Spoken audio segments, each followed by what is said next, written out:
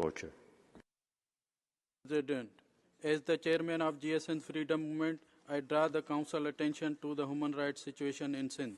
Dozens of Sindhi political figures have been victims of extrajudicial killing like Bashir Khan Qureshi, Shafi Mohammad Karnani, Muzaffar Bhutto, and dozens of others. Now then, 100 political workers, including Talib Lagari, Ayub Kandodo, Ejaz Gao, are missing.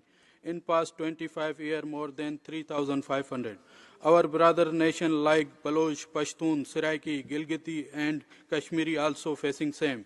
Baloch leader Dr. Nasim Baloch, father also missed. Dr. Marang Baloch in prisons, while Pashtun leader Ali Wazir is illegally in prison and Manzoor Pashtun is absconder.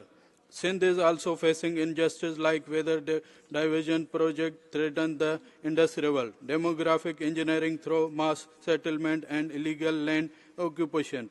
So Sindhi nation seek the peaceful and democratic exercise of their right to self-determination and request the United Nations to facilitate a supervised referendum in Sindh within the people who moved to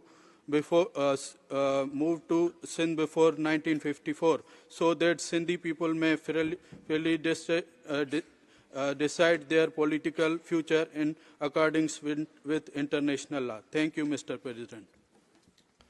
Thank you.